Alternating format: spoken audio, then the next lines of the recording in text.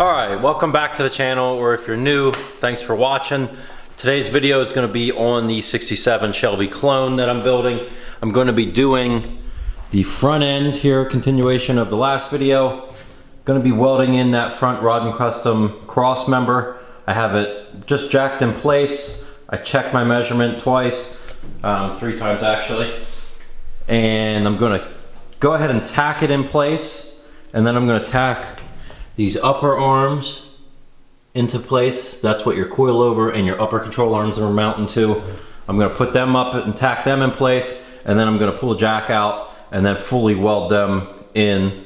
And then after that, I got to locate the sway bar brackets that they give you on the frame rails, and I'm going to fully weld them in so that whole system is in place and good to go. And then I can start working on these engine bay panels that I'm looking forward to. Like I said, those are from Mustangs to Fear. They're really nice, cleans up the engine bay well. I'm a huge fan of them. And just to give you a little bit of a reference of what Rod and Custom is doing with their kit, they are going off of, if we could see it, that jig mounting hole there, 14 inches from theirs, 14 inches to center of the cross member bracket, this plate here. The bracket's 9 inches, so 4.5 center is that 14-inch mark.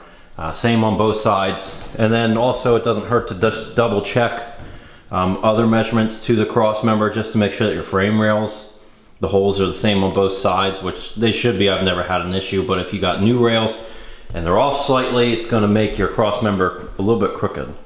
So I'm going to set up the GoPro and tack that, weld that in, and then we're going to keep cranking on this thing.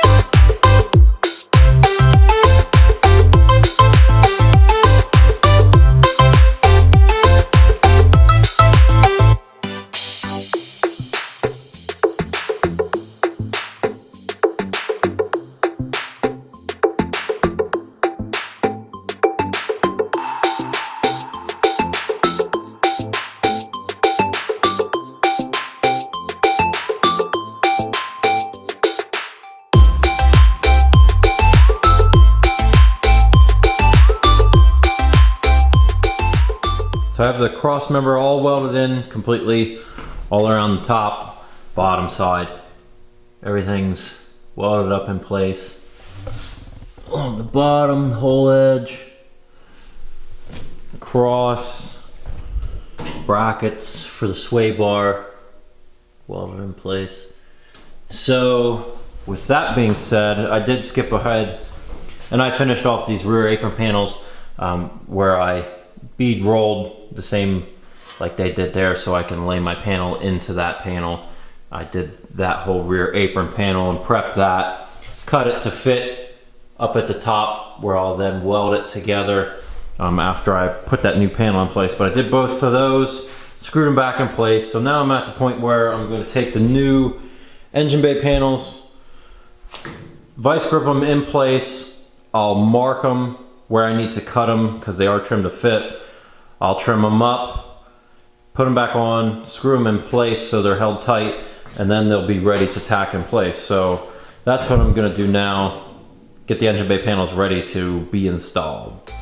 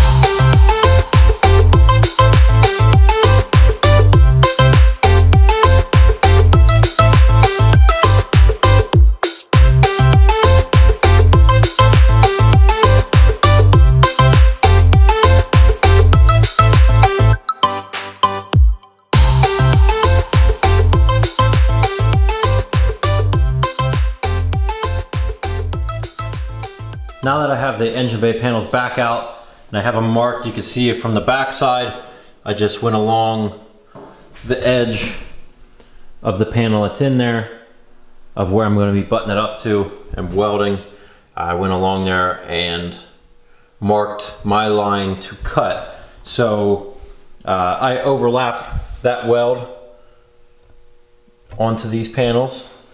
That's why I rolled them there, so the panel will set onto there, and then you'll weld it right at that seam, and everything will be flush in the end and strong. And I'm going to now, my phone's ringing, I'm gonna cut about maybe close to 1/4 inch beside this line. That'll make up that distance in that panel that I need to butt up against that flange. So I'm gonna go around, trim that excess off the whole way, and I also drilled along the whole panel so I know my holes are going to line back up to where I just had it set on the car on both sides. So trim that panel, then I'll run screws into that and screw these back on the car so they're back in that spot where I had them, so I know that my lines are straight again.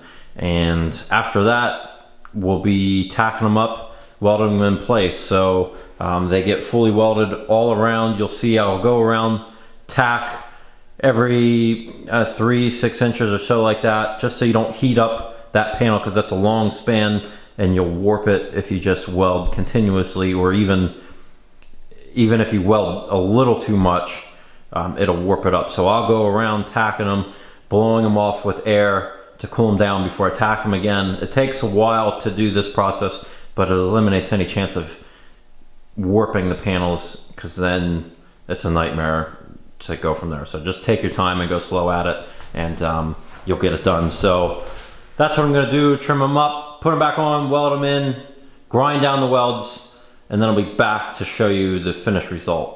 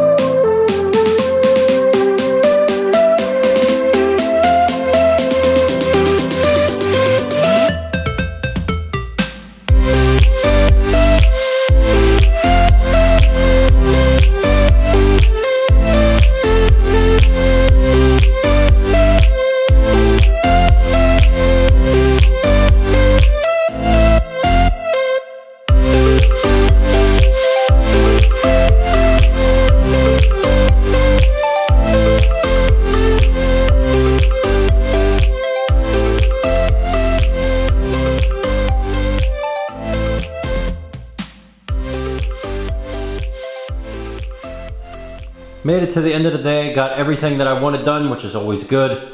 Engine bay panels are fully in, ground down, cross members all welded in, so the front end is almost complete. There's just some small things that'll end up being done. I got to do torque box gussets on each side, but as you can see from the video, it just takes a little while welding across that panel, spreading out your welds, cool it off. You don't want to overheat it.